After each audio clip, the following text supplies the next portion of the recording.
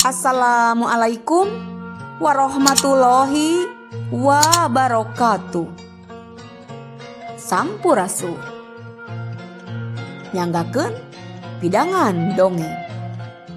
Sakadang peucang nipu monyet. Wilujeng ngadangukeun. Aya hiji monyet manggihan kebon cau anu kacida legana. Tangkal-tangkal cau di eta kebon teh buahna laleubeut pisan. Eta sakadang monyet teh pohara atau heunana sabab apanan cau teh puguh kabeukina. Manehna bebeja ka sato-sato liana yen manehna geus manggih kebon cau anu lega tur leubet buahna. Tapi sing inget eta kebon cau teh anu patane. Lamun aranjeun ka ditu tantu bakal ditewak. Ceuk monyet. Sakadang peucang oge ngadenge beja aya kebon cau anu sakitu legana teh.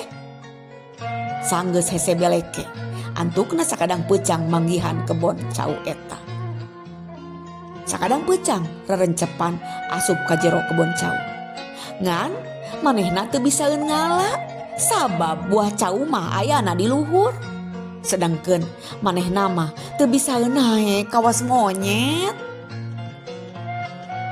Sabot mikir tarik, ujug-ujug aya nu maledog ku cangkang cau. Peucang rancinges rek lumpat. Jadi sangkana nu maledog teh patani.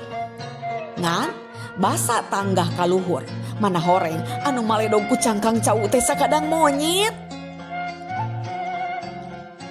Gehel teh guningan maneh monyet goreng patut jeung belet. Kajen belet oge da bisa naik jeung dahar cau saseubeuna. Dasar belet, paledogan maneh tadi sabenerna teu keuna ka kuring sabab ukur ku cangkangna.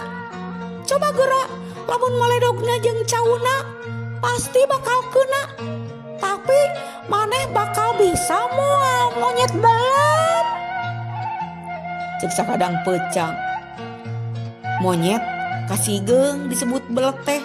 Tuluy manehna maledog sakadang peucang ku cau asak.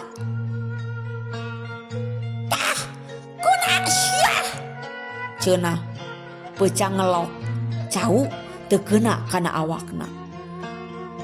Dasar monyet belet, baledogan maneh teu keuna, sok ajaran deui. Cenah ceuk sakadang peucang deui. Lumayan loba cau nu dibaledogkeun ku sakadang monyet teh. Geus aya kana 30 sikina. Ayeuna ngan karidua deui cau asak dina tangkalna. Sok hayang ngajaran maledog deui. Ceuk sakadang peucang ngaledek. Sakadang monyet nekat maledog deui ngan anger baledoganana teu keuna. Ayeuna monyet mimiti sadar yen peucang ngahaja ngalejokeun manehna. Kusabab kari hiji deui jeung monyet geus ngarasa lapar, manehna teu tulus maledog peucang. Manehna ngadahar cau anungan kari hiji deui. Sedangkeun si peucang gura-giru ngagundukeun cau anu pabalatak di handap. Tuluy ngadahar eta cau nepi ka seubeuhna. Dasar monyet belet, ceuk sakadang peucang.